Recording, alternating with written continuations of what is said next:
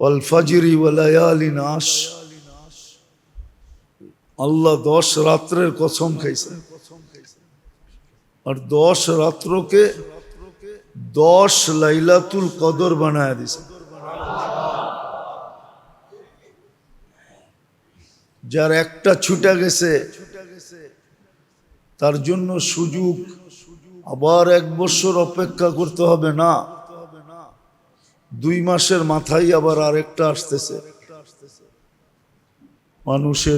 মানুষ যার তুলনায় কোনো পার্সেন্টেজই রাখে না, নগণ্য থেকে নগণ্যতম না। ওই সৃষ্টিকেও আল্লাহ ইচ্ছা স্বাধীনতা দেন নাই,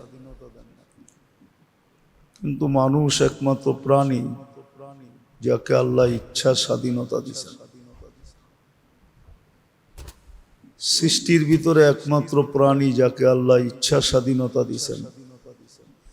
মানুষের সাথে সাথে আল্লাহ জিন্নাতকেও ইচ্ছা স্বাধীনতা দিয়েছেন। এই 2 সম্প্রদায় ব্যতীত সমগ্র সৃষ্টি ক্ষুদ্র হোক আর বিশাল থেকে বিশালতম হোক, যার বিশালত্বের ভাবনা চিন্তা আমাদের মাথায়ও ঢুকবে না। আকাশের কুল কিনারা মানুষ আজ পর্যন্ত খুঁজে পায় নাই, যে আকাশ শুরু থেকে শেষ কোথায়। সৌরজগতেরই পায় নাই, আর আকাশের পাবে তো পাবে কোত্থেকা। যতটুক বুঝে আসছে অতটুক লেখা ছেড়া দিছে। মানুষকে আল্লাহ ইচ্ছা স্বাধীনতা দিছেন, আর কোন সৃষ্টিকে আল্লাহ ইচ্ছা স্বাধীনতা দেন নাই। আর ইচ্ছা স্বাধীনতা দেওয়ার কারণও এটা যে মানুষ সৃষ্টির সেরা, শ্রেষ্ঠত্বের বিকাশ হিসাবে, প্রমাণ হিসাবে মানুষ সৃষ্টির ভিতরে সেরা। এই জন্য মানুষকে আল্লাহ ইচ্ছা স্বাধীনতা দিছেন। তারপরও ইচ্ছা স্বাধীনতা দেওয়া সত্ত্বেও মানুষকে আল্লাহ দিক নির্দেশনা দিছেন। কোরআন এটাই বলে, হাদাইনাহুন নাজদাইন। মানুষের সামনে 2টা রাস্তা আল্লাহ তুলা ধরছেন। তারপরে ইচ্ছা স্বাধীনতা দিছেন, তুমি যেটাকে চয়েস করো।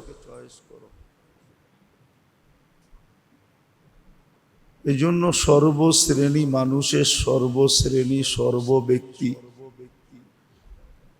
চাই সে পেশাগত হোক, চাই বংশগত হোক, চাই দুনিয়ার অবস্থানগত হোক, দুনিয়ায় মানুষের অবস্থান ভিন্ন ভিন্ন।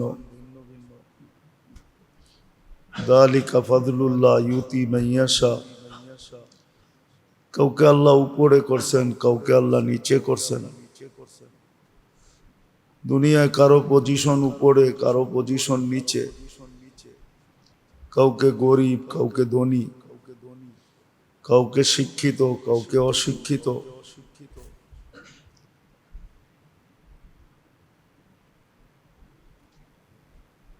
যদিও আল্লাহ মানুষের উপরে অনেক কিছু ফরজ করছেন, একটা দেখাই, তালাবুল ইলমি ফরিদা, এলেম তলব করা। এই ছোট জীবনটা কিভাবে কাটাবে এটা জানা সবার উপরই জরুরি ছিল, ফরজ ছিল। আর এর পিছনে যুক্তিও আছে। সারাদিন যারটা ভোগ করে, সারাদিন যে আল্লাহটা ভোগ করে, সর্বমুহূর্ত যিনি আমাদেরকে সুরক্ষা দেন, রক্ষণাবেক্ষণ করেন, লালন পালন করেন, সমস্ত প্রয়োজন যিনি মিটায়, সমস্ত প্রয়োজন যিনি মিটায়। একটা জ্যান্ত উদাহরণ, এই নিচতলাটা দোতলাটা চতুর্দিক থেকে প্যাক করা, বন্ধ কিন্তু, কেননা এসি চলতেছে। বিবেক দিয়ে ভাবলে বোঝা যাবে যে আমরা সহজে অক্সিজেন নিতেছি কি করে।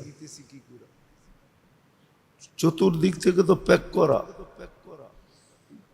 অক্সিজেন তো আসার কথা না। এই যে টানতেছি ছাড়তেছি, এখানে বসা অবস্থায় এই যে সার্ভিসটাকে দিতেছে, কোনো বাধা হইতেছে না। বাহিরে যেইভাবে নিতেছিলাম খোলা আকাশে, তখন তো বলতাম যে খোলা আকাশে আসি, চতুর্দিক থেকে অক্সিজেন আর অক্সিজেন। এখন তো এটা বদ্ধ ঘর, চতুর্দিক থেকে বন্ধ। তারপরও তো অক্সিজেন সহজে নিতেছি ছাড়তেছি। এই ব্যবস্থাটাও তো আল্লাহই করছেন। বিদায় যুক্তি এটা ছিল যে আল্লাহ যা বলে তা মানা, এটাই যুক্তি ছিল। যুক্তি এটাই বলে, মানুষের বিবেক বুদ্ধি এটাই বলে যে যার নুন খাই তার গুণ গাই। 24 ঘন্টা আল্লাহর গুণ গাওয়া দরকার ছিল। যা হুকুম দিছেন এটা শিখা দরকার ছিল, কিন্তু না, এটার উপরও আল্লাহ মেহেরবানি করছেন।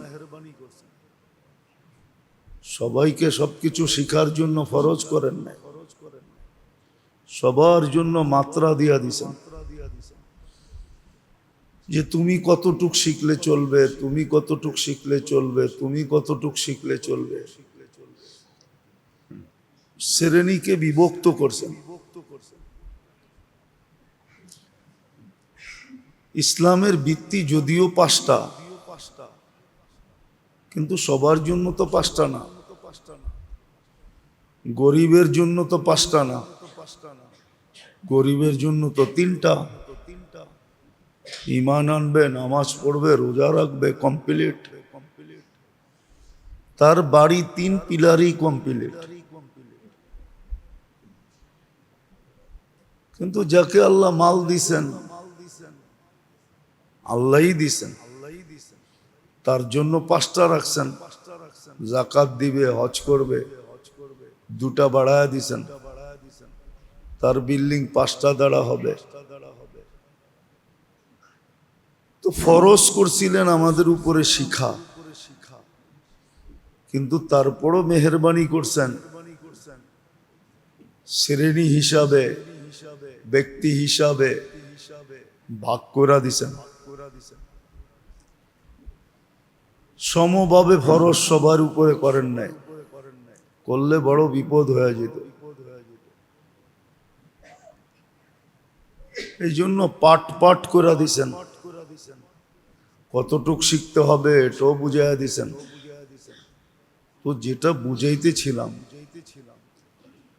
যে মানুষকে আল্লাহ ইচ্ছা স্বাধীনতা দিছেন, আবার রাস্তাঘাট সবকিছু চিনায়া দিছেন। সবাইকে রাস্তা চিনায়া দিছেন, সবার জন্য, সবাইকে সজাগ করার জন্য, সবাই যেন গন্তব্যে পৌঁছতে পারে। এই জন্য ব্যবস্থাপনাও দিয়া দিছেন। আবার ব্যবস্থাপনাকে কঠিনও করেন নাই, শ্রেণী ভেদে পজিশন হিসাবে ভিন্ন ভিন্ন করছেন। তারপরও যদি কেউ না মানে,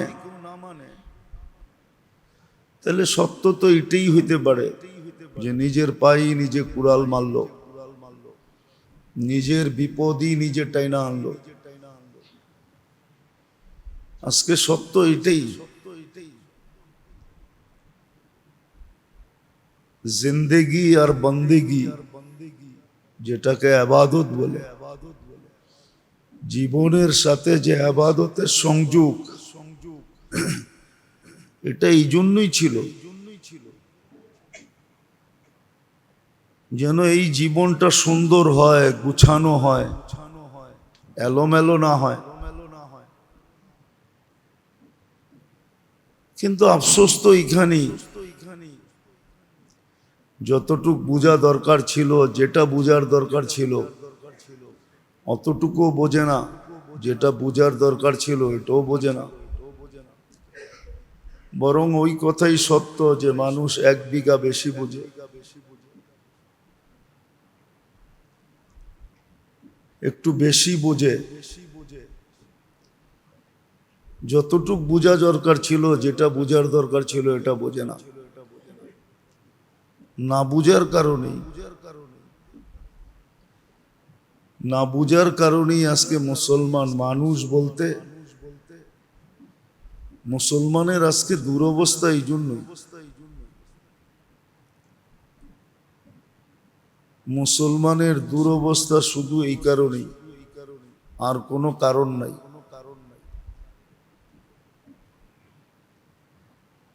শুধু না বুঝার কারণে। তো যেটা বুঝাইতেছিলাম যে আল্লাহ প্রত্যেক ব্যক্তিকে, প্রত্যেক পজিশনওয়ালাকে, অবস্থানওয়ালাকে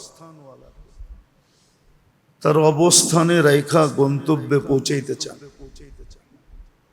গরিবকে দারিদ্রতার ভিতরে রেখা, ধনীকে ধনীর ভিতর, ধনাঢ্যের ভিতরে রেখা, নারীকে নারীত্বের ভিতরে, পুরুষকে পুরুষত্বের ভিতরে রেখা, সবাইকে গন্তব্যে পৌঁছাইতে চান।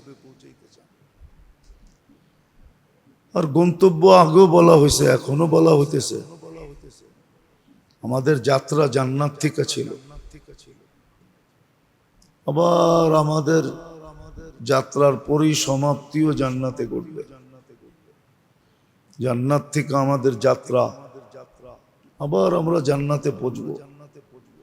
আল্লাহ চান সবাই জান্নাতে পৌঁছুক, জায়গার অভাব হবে না। এটা ভুল ধারণা যে এত জায়গা কোথায় হবে।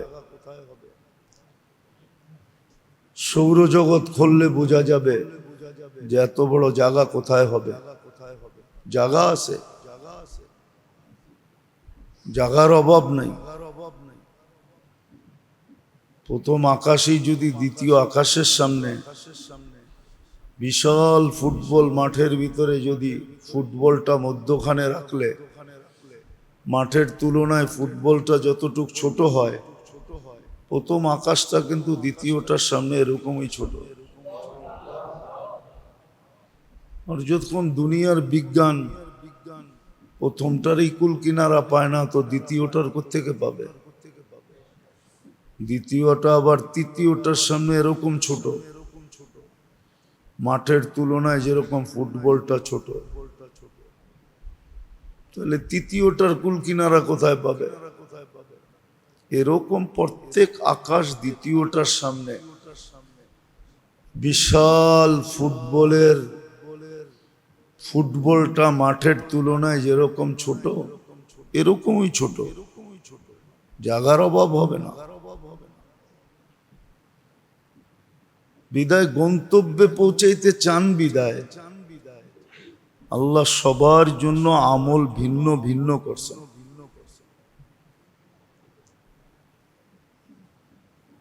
আবার দুনিয়া ব্যস্ততার জায়গা,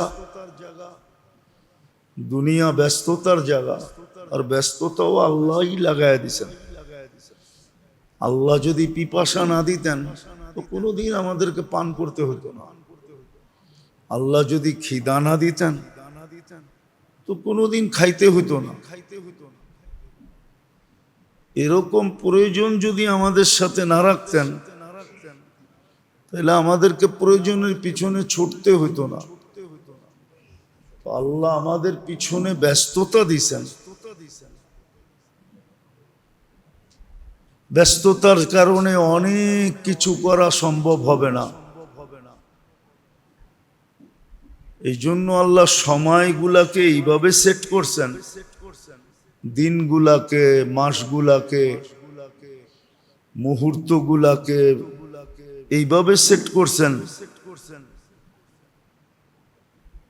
যেন সামান্য সময় দিয়েও অনেক দূর যাওয়া যায়। এই ব্যবস্থাও করে দিছেন। উদাহরণ দিলে বোঝা যাবে যে সারা 365 দিনের ভিতরে 64 দিন যেই ব্যক্তি ব্যস্ত রইল, মানুষের ব্যস্ততা তো দিনেই, রাত্রে তো না। লাইলাতুল কদর যদি দিনে দিতেন তাহলে আপনার ব্যস্ততা ছেড়া মসজিদে পড়ে থাকতে হতো। লাইলাতুল কদর দিছেন রাত্রে, লাইল রাত্র, কদর মূল্যায়ন, মূল্যায়িত, ওটা দিছেন রাত্র, যখন ব্যস্ততা শেষ তখন দিছেন। ইচ্ছা করলে ব্যস্ত সময়ও দিতে পারতেন, যে এত বড় জিনিস, দুনিয়ার ব্যস্ততার দিকে তাকায় লাভটা কি? এটা তো তোমার লাগবেই যদি জান্নাত পাইতে চাও। তাহলে ইচ্ছা করলে দিনের বেলাও দিতে পারতেন। লাইলাতুল কদর না বইলা নাহারুল কদরও বলতে পারতেন, কিন্তু দিছেন লাইলাতুল কদর, যে সময় ব্যস্ততা থাকবে না ওই সময় দিছেন লাইলাতুল কদর। এটাও বুঝার বিষয়। তো আল্লাহ এরকমই সেট করে দিছেন প্রত্যেক ব্যক্তি যেন গন্তব্যে পৌঁছতে পারে। এটা আল্লাহর ইহসান। সমান ভাগে যদি করে দিতেন তাইলে বিপদ ছিল, যে সবার জন্য সমান। দিন আবার পার্থক্যতা, এটা হয়তো হয় কি করা? দিন আবার পার্থক্য হবে কেন? গরিবের জন্য ভিন্ন, ধনীর জন্য ভিন্ন, শাসকের জন্য ভিন্ন, শাসিতের জন্য ভিন্ন, নারীর জন্য ভিন্ন, পুরুষের জন্য ভিন্ন, যুবকের জন্য ভিন্ন, বৃদ্ধের জন্য ভিন্ন, আলেম ওলামার জন্য ভিন্ন, সাধারণ মানুষের জন্য ভিন্ন। এই ভিন্নতা কেন হবে? না, এটাও আল্লাহর দয়া, যে সবাইকে গন্তব্যে পৌঁছাইতে চান, সবাই যেন গন্তব্যে পৌঁছে। এই জন্য ভিন্নতা দিছেন। আবার জাইজামেলা অনেক বেশি, সাংসারিক দায়িত্ব, ছেলে মেয়ের দায়িত্ব, সন্তানের দায়িত্ব, মা বাবার দায়িত্ব, ভাই বোনের দায়িত্ব, অনেক দায়িত্ব যখন একজনের মাথার উপরে থাকে, তো সে এটা করবে না ওটা করবে। এই জন্য আল্লাহ ব্যবস্থাকে এরকম ভাগ করে দিছেন। মাঝে মাঝে এরকম সুযোগ দিছেন যে একদিনে 100 বৎসরেরটা অতিক্রম করা যায়। যেমন এক রাত্র 83 বৎসরের রাস্তা অতিক্রম করা যায় লাইলাতুল কদর। এক রমজান 70 মাস অতিক্রম করা যায়। মাস একটা, কিন্তু অতিক্রম করবে 70 মাসেরটা। এরকম শত স্কোপ আল্লাহ দিয়া দিছেন।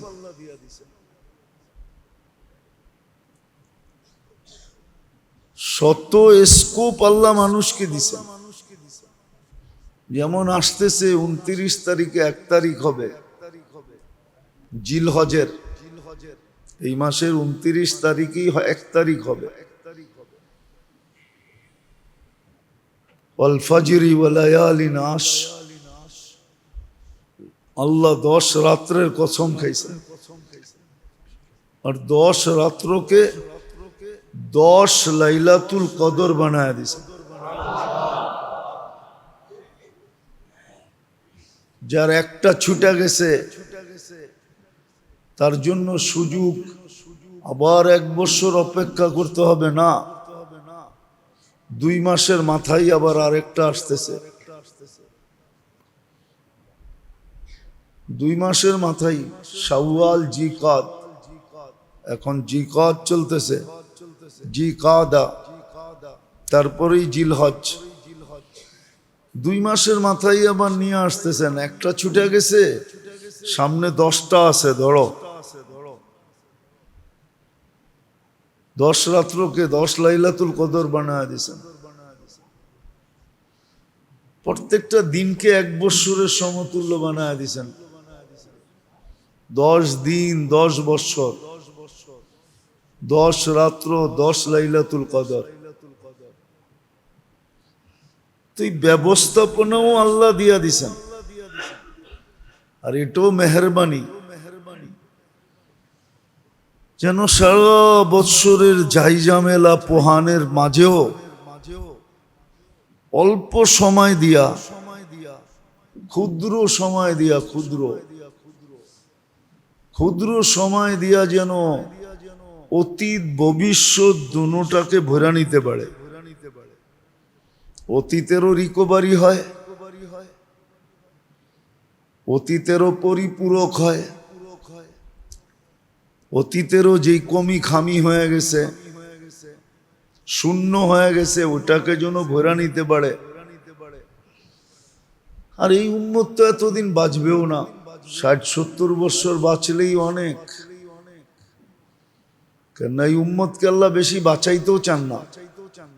বেশি বাঁচলে বেশি খাটতে হবে, পরিশ্রম বেশি করতে হবে, এই জন্য বেশি পরিশ্রমও করাইতে চান না। বয়সেই দিয়েছেন 60-70 বছর,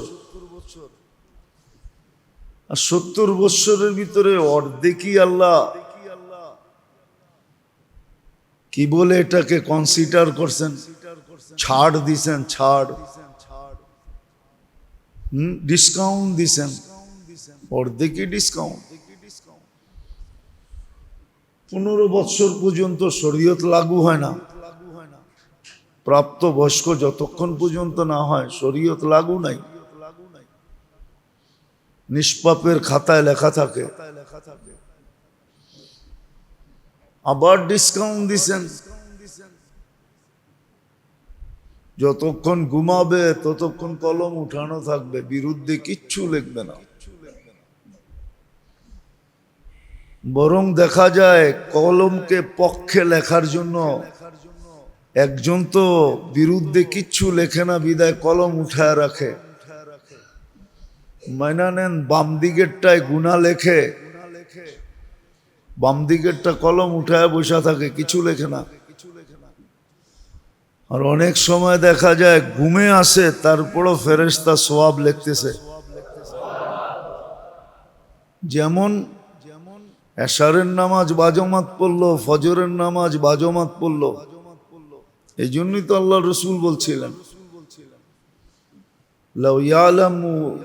লাউ ইয়ালামু উম্মতি মা ফিল আতামা, আমার উম্মত যদি জানতো এশারের নামাজে কি রাখা আছে, লা আতাইতুহু হাবওয়ান, তাহলে এশারের নামাজে হামাগুড়ি দিয়ে আসতো। এশার নামাজে কি রাখা আছে, আমার উম্মত যদি জানতো যে ফজরে কি রাখা আছে, তো ঘুমের কারণে ছুটা যাওয়ার যদি ভয় থাকতো, তাহলে ফজরের নামাজ না পড়া কেউ ঘুমাইতো না, হামাগুড়ি দিয়ে হলো ফজরে আসতো। যতই কষ্ট হোক ফজর কখনো ছাড়তো না। কিন্তু আফসোস তো এখানেই, কেননা ফজর আর এশা যখন পড়ে তো সারা রাত্র ফেরেশতা ইবাদত লিখতে থাকে। এমন না যে একটানে ইবাদত লেখা ফেরেশতা ঘুমায় যায়, এমনও তো না। ফেরেশতা তো সারা রাত্র সজাগ থাকে আর মুহূর্তগুলোকে ইবাদত ইবাদত ইবাদত লিখতে লিখতে ফজর করে ইবাদত লিখতে থাকে। তো যেটা বুঝাইতেছিলাম, আল্লাহ করুক বুঝে আসো, বুঝে আসুক, বুঝে আসলে কাজে দিবে, আর নাইলে তো জীবনটা তার গতিতে কেটেই যাবে, আমাকে ঠিকানায় পৌঁছেই দিবে। মৌতের রেখায় পৌঁছানো এটা জীবনের গতির দায়িত্ব, সে আমাকে মৌতের রেখায় পৌঁছেই দিবে। সত্য এটাই। তারপরে খুব সময় পাওয়া যাবে, সময়ও পাওয়া যাবে, ব্যস্ততা মুক্তও হব, কিন্তু সময় পেলেও দাম হবে না, ওটার কোনো দাম নাই। ব্যস্ততা মুক্ত হইলেও কোনো মূল্যায়ন নাই, কোনো মূল্যায়ন হবে না, ওই সময় করার কোনো মূল্য নাই। আজকেই মূল্য আছে,